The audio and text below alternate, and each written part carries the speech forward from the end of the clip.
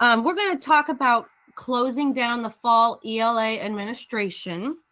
And so we're first going to talk about the reporting requirements that go along with that.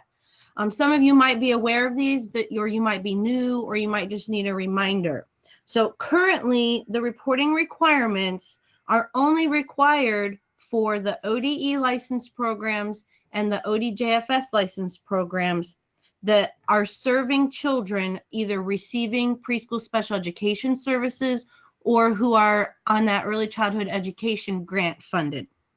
So those children are the only children required. The only data required to be reported is the data from the 10 required learning progressions. And you might be aware that that 10 required learning progressions has 24 skills, knowledges, and behaviors, or SKBs. So I'm going to be talking a lot about SKBs and learning progressions, and I'll use the term LP and SKB for that. Those scores for those required children are reported into either EMIS or EAS. So programs should know where they're reporting. If they don't know, we have that information on our website, and you can always contact us and we can help you figure out where do you report. Do you report to EMIS or do you report to EAS? As a reminder, though, only the programs that have these funded children are required to report those scores to those data systems. However, all programs can use the early learning assessment. The administration timeline lasts the entire school year. There are different timelines depending on what's going on. So we have assessment windows, which those remain the same year after year. Currently, we have not changed the assessment windows, and I don't see us changing those dates in the near future. So you could say, you know, for this year and even next school year, these assessment window dates would remain the same. And they're designated by the seasons: fall, winter, spring, summer.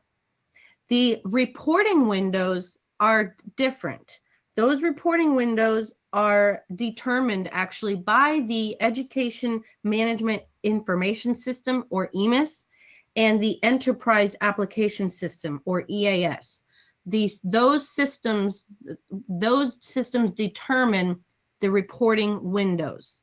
And then we share that information. It's on our webpage. It's also in the EMIS manual and in the ECE guidance manual for reporting scores there. So the timelines are listed on our page, but you can also find them in guidance manuals on the ODE's website. On the next slide, I want to kind of talk about this a little bit deeper. The assessment window, basically, it's the period of time when the teachers are collecting data. They're setting up the environment, they're communicating with children, they're meeting their children's needs, and they're looking at the skills, knowledges, and behaviors, or those SKBs, and they're collecting data on those SKBs. They're also making decisions for instructional improvement or meeting the needs of the children. So that's, again, that fall, winter, spring, summer timeline of meeting children's needs for their growth and development. That's the assessment window. It's fluid, it's formative, and the teachers are making decisions based on what they see children doing or not doing. When they're doing that, they're also making some decisions on ratings, and those ratings are what get reported. The reporting window then is the period of time when programs enter the data into the EMIS or EAS reporting system. Since assessment is ongoing and it's connected to the teaching and learning process, we require reporting assessment data twice each year, once in the fall and once in the spring. So we know that assessment is going on all the time with the instructional piece, but we only require reporting twice, and that's during that reporting window. However, we strongly recommend that teachers are collecting data throughout the year, even in the winter and the summer when they're having experiences with their children, because that way they can get a fuller assessment of the child's progress in all domains of learning. The next slide shows a little bit more about this process. We really want to hit hard on this. We want to make sure that people understand. Teachers are observing and collecting data on students' SKBs. For the fall, that happened starting on August 15th, and it ends on November 14th, which is tomorrow. So teachers should still be kind of seeing what are children doing and saying today and tomorrow. They may have already made some decisions on ratings last week or last month, and children are growing on that, and that's fine. Teachers are making those decisions based on their local needs. As they make those decisions, they're going to enter ratings either into a bridge form or the K-Ready system. Those deadlines are determined locally. And then you have the reporting window, which again is set by EMIS or EAS. And that's when the data manager collects that data from the teacher, either in the bridge form or from the K-Ready system. So again, we have deadlines for administering the assessment. They're defined by the assessment window when the teachers are observing and collecting data on the children's SKBs.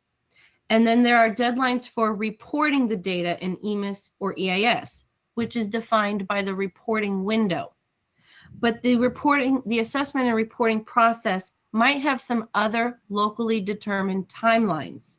And that's when the teachers are entering those ratings, either in the bridge form or the K-Ready system. We've heard from some programs that they have made deadlines locally. Programs don't have to use the same deadline as the program down the street. So, for example, teachers might be required to have their data in K-Ready tomorrow, November 14th, in Program A, but in Program B on the other side of the state, they might be giving their teachers until December 1 to get the data entered. All of that is locally determined. The assessment window ends on November 14th. And as you can see, data is due in EMIS by January 25th and EAS by December 30th.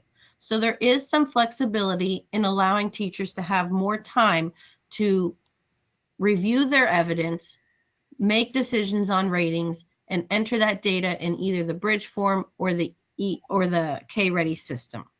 If you have further questions about that, remember that we are available to answer questions in the chat area. And we hope that this clears some things up for folks out there in the state that are currently using this assessment.